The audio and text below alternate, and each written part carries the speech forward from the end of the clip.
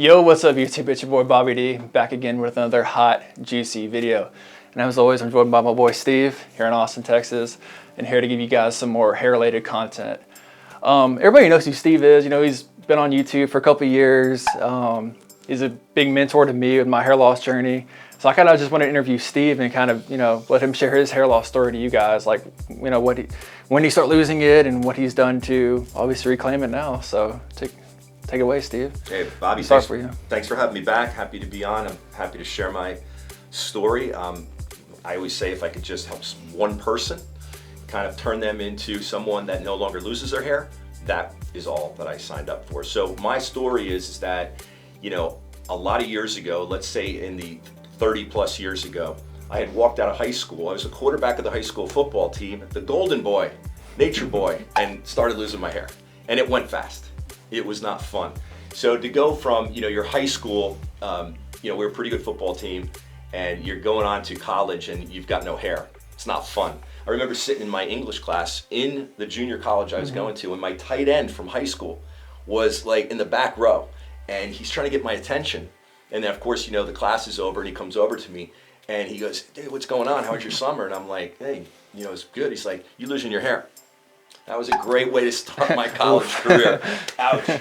So for the first 5 years out of the gate, losing my hair, I struggled. It was not easy. There was no preventative treatments. There were no finasterides. There were no lasers. There was no injectable treatments. You just literally watched your hair fall out. And, you know, hair transplantation in those days was what they call the plugs. Doll's head looking plugs. And that was all that I had and was trying to figure out what to do. So I had gone through a lot of procedures. Back in the days, there were very small procedures that were done over the course of, you know, 5 years, you know, 6 procedures, 7 procedures. Really what it did was didn't put a lot of hair in your head. It kind of chewed up all your donor hair. So you were left with not a whole lot to go back to. So I guess I got lucky. I got a little bit of luck, and I ended up getting sick and tired of how I looked. Most of my friends were Italian, and they had like what I called pompadour hairdos back in those days. And it wasn't fun to kind of hang out with that. So I put a wig on my head and I became a hairstylist like overnight. I probably could have graduated with honors from cosmetology school because I had to learn how to do color. I had to learn how to use a round brush. I had to learn how to use a blow dryer. And I had to try to make it look real. Plus I had to keep people away from my hair. It was very interesting. So I had gone through, you know, my 20s pretty much with a wig on my head, and hit 30, and somehow, somewhere deep inside me, I had always said that guys in their 30s or older than 30 don't look good with wigs. You know, they're kind of a man now. It's kind of easy to tell. So took the wig off, and now, oh hey, here we are bald again. That was tough. So I just kind of grinded it out, and I had a couple strip procedures done on top of all the procedures I had done in the early days, and started to get a little bit of a hairline look. Finasteride, Propecia had come out, and I started using that, and that gave me some hope that I wasn't going to go, you know, like completely bald on top.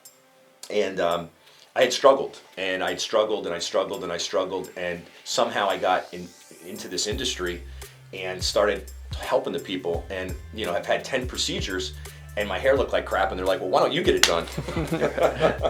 So it's been a long road, long journey, and I can tell you that, you know, like yourself, finding a doctor like Dr. McGrath, who has done my hairline the last maybe 14 months ago, changed my life. I now have the confidence. I guess I've had confidence because I've had to override my lack of hair with some sort of confidence to help young guys like you, young girls, young guys, old guys. Anybody that needed help, I would help with hair loss, because I had lived it, been it, done it, and tried everything. I've put in everything in my mouth you could take. I've rubbed everything on my head.